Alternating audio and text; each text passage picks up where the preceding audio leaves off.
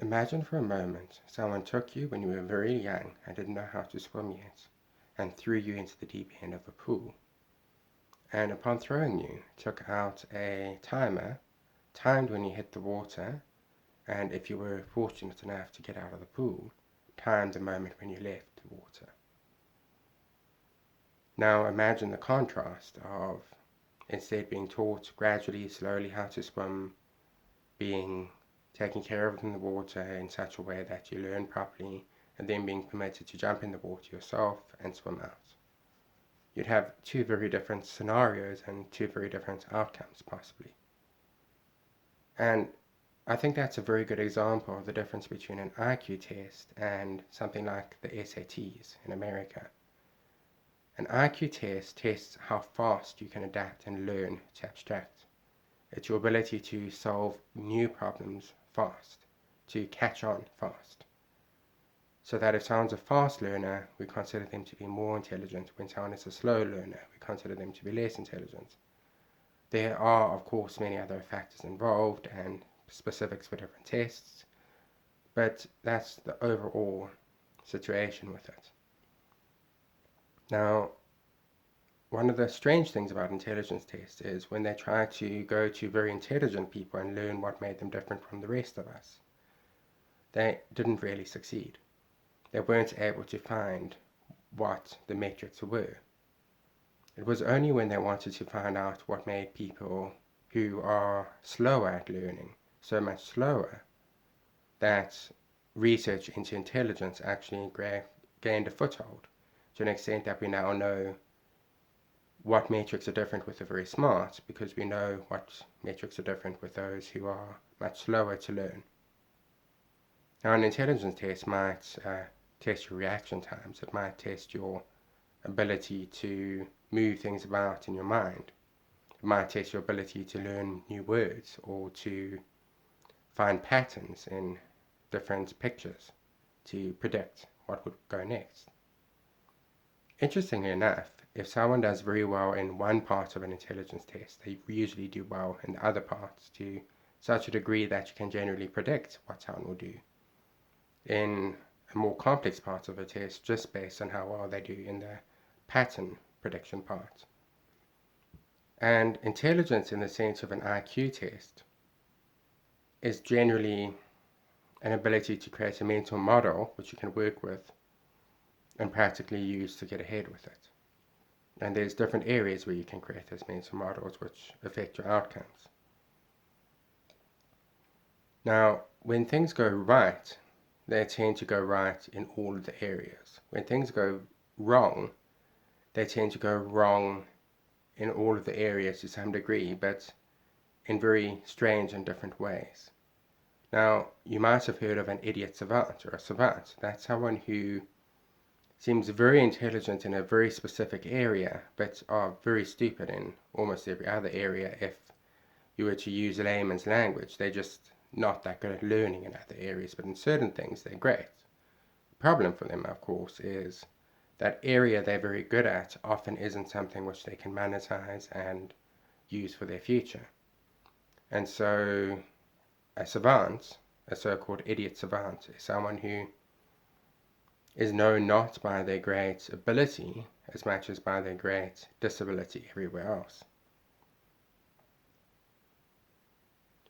So overall, your intelligence in the sense of IQ is how fast you can catch on, how fast you can learn a new skill. So someone who has a lower IQ, ordinary lower, not extremely low, but ordinary lower, is probably still going to be able to learn a new skill, but not as fast as someone who has much higher IQ.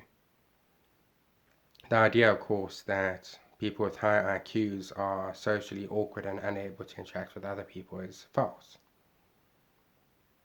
They generally are not socially awkward, though certain ones are, and those exceptions to the norm tend to be emphasized more. Now, there's also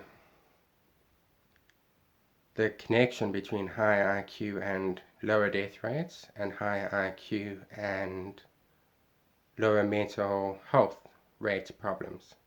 so that people who experience trouble with mental health are more likely to be on the lower IQ spectrum, and you're more likely to die if you have a lower IQ. There's a reason why the US military has banned people with an IQ below about 83 from joining the military. And it's because in the Vietnam War, they chose to include those people and to include what they called McNamara's morons, because McNamara introduced them into the battlefield. And what they found is when you had an IQ below a certain amount, you were much more likely to engage in acts which would endanger yourself and others. For instance, throwing grenades at the other soldiers or those sort of things. So you're more likely to engage in activity which would get yourself killed. Intelligence testing is very, very well researched and very well replicated. It gets found time and again to succeed. And what's very interesting is that intelligence testing comes from France, from Britain, from America, and yet people from the Asian countries do especially well in the tests when they get tested in them, the IQ test, which suggests that even if there are some cultural differences in test takers, that those cultural differences are not so specific that only the culture which invented the tests would be the one which succeeds with them.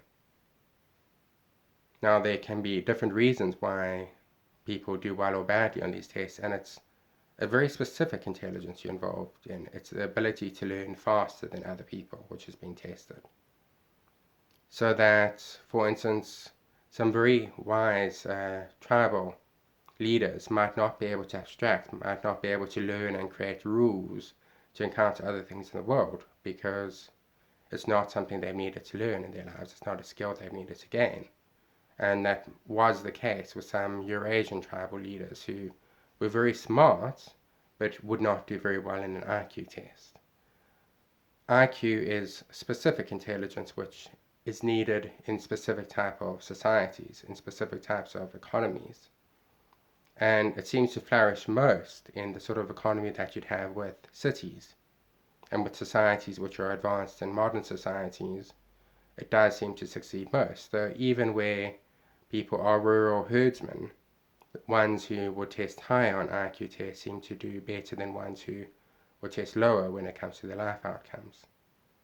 With the SAT, when it was still standardized, I'm not sure how standardized it is now, because I understand they're trying to change it to make it more politically palatable in its outcomes, but when it was still simply the standardized results based on how you took the test and what you got out of it, you could actually take the result of SAT and you could compare it to the results of going to a top Ivy League college or university, and the outcomes would be that SAT better predicted success than the attendance of the university.